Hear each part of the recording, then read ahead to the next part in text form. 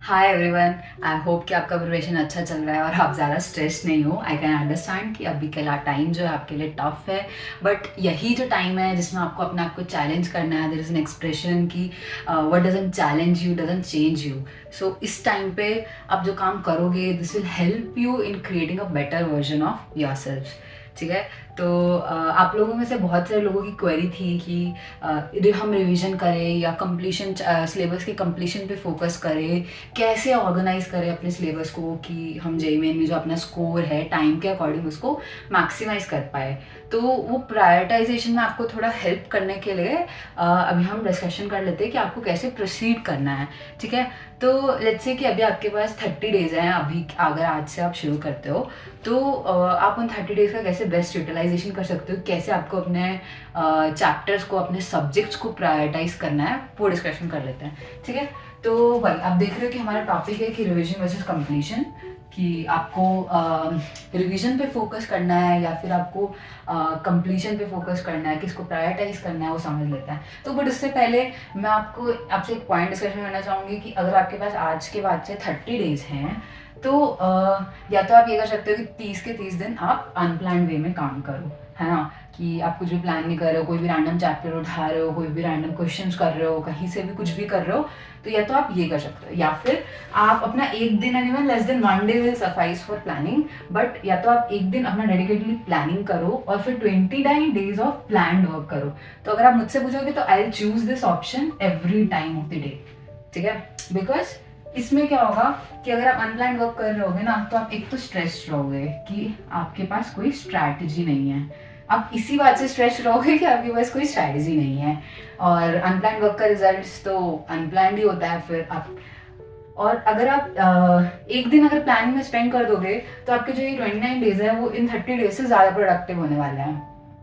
और आपके पास जो आपका माइंड का जो पीस होगा, आपको पता होगा, आपको क्लैरिटी होगी कि आपको इतने डेज में ये कवर करना है, इतने डेज में अगर आप ये कवर करोगे तो आपका क्या स्कोर होगा, आपको सब क्लैरिटी होगी।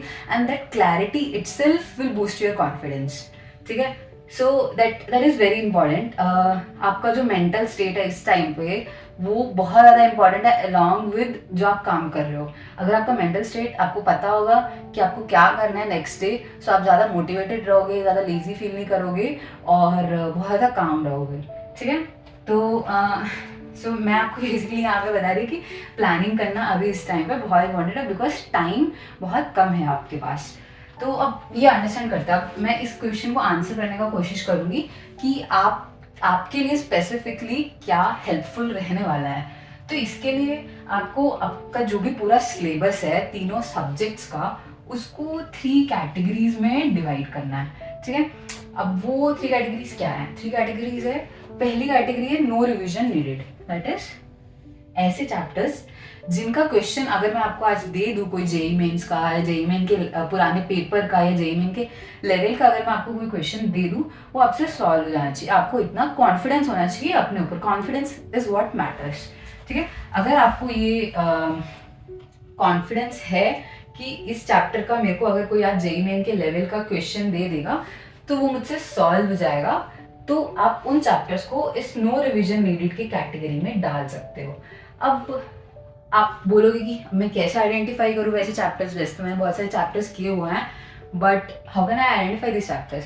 तो इसके लिए आप थोड़ा चैप्टर्स उठाओ तो रैंडमली क्वेश्चंस उठा के देख सकते हो कि लेट्स से आपको कुछ पता है कि ये एक्स नंबर ऑफ चैप्टर्स जो हैं आपको लगता है कि आपके अच्छे हैं, उनमें से रैंडम क्वेश्चंस उठा लो जो भी आपके अटके थे लेट्स से फर्स्ट टाइम, या फिर कोई भी रैंडम क्वेश्चन जेई मेंस के उठा लो, कोई प्रीवियस ईयर क्वेश्चंस उठा लो और चेक कर लो कि आपसे सॉल्व हो रहे हैं नहीं। That's the one easy way to find out chapters in which you don't really need a revision.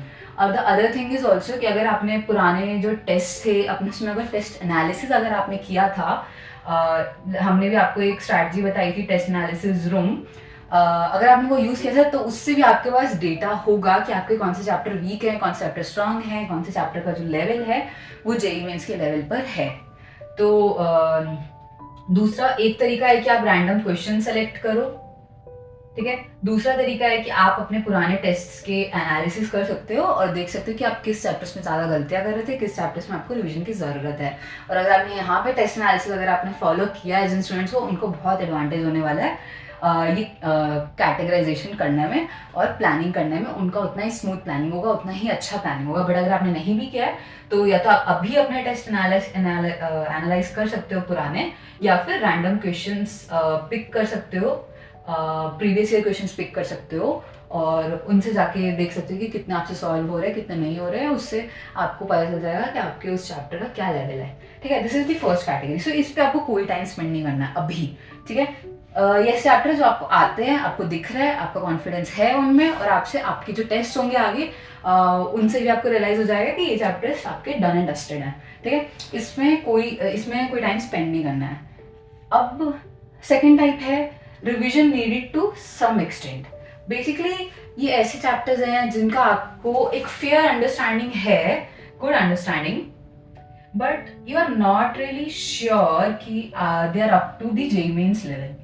ठीक है, आपको पक्का नहीं पता है कि मतलब आप डाइसी हो कि पता नहीं क्वेश्चन सॉल्व होगा या नहीं होगा पेपर में।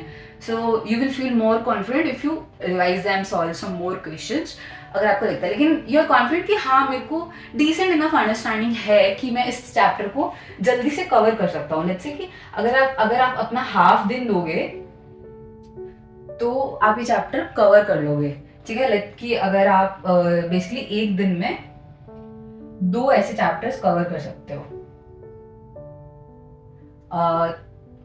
ठीक है, तो ऐसे चैप्टर्स को आप क्विकली कवर कर सकते हो ताकि आपके 2 कैटेगरीज के जो चैप्टर्स है वो खत्म हो जाएं।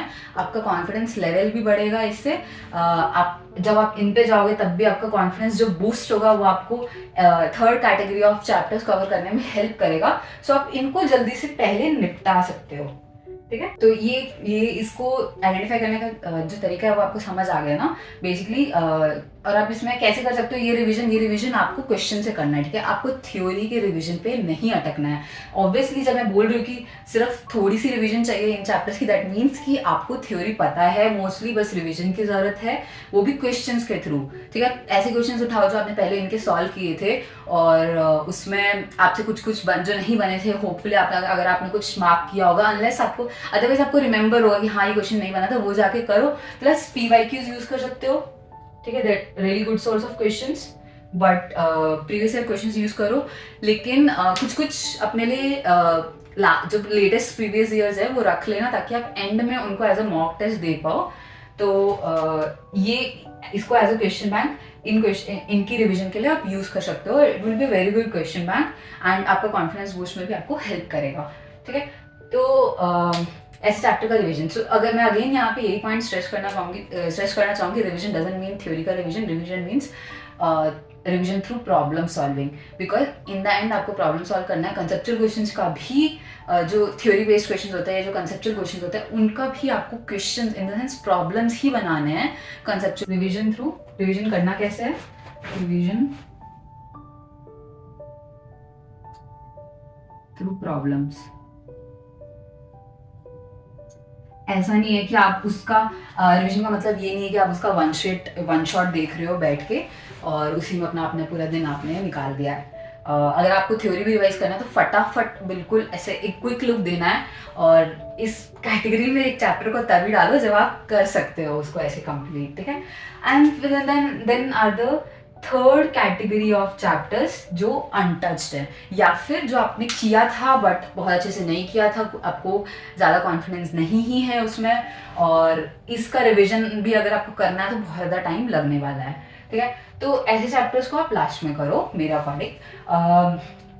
और इसमें अब आपको प्रायोरिटाइज करना बहुत इंपॉर्टेंट बन जाता है कि कौन से चैप्टर्स आप पहले करने वाले हो। तो अगर आपको इसमें इवन आप सब्जेक्ट्स का भी प्रायोरिटाइजेशन कर सकते हो कि आपको कौन सा सब्जेक्ट पहले अप्रोच करना है। अगर आपको लगता है कि आपके लिए केमिस्ट्री ईजी रहती है या मैथ्स ईजी रहता है या फिजिक्स ईजी रहती है, उस सब्जेक्ट को आप पहले पकड़ सकते हो और ऐसे चैप्टर्स लो इसमें जिन पे आपका जो ROI है, रिटर्न ऑन इन्वेस्टमेंट, हाई है। दैट इज कि अगर आप कम टाइम स्पेंड करोगे तब भी आप उसके ज़्यादा क्वेश्चंस बना पाओगे पेपर में, और पेपर में उसके ज़्यादा क्वेश्चंस आते भी हैं। तो अब ये डेटा आपको कहाँ मिलेगा?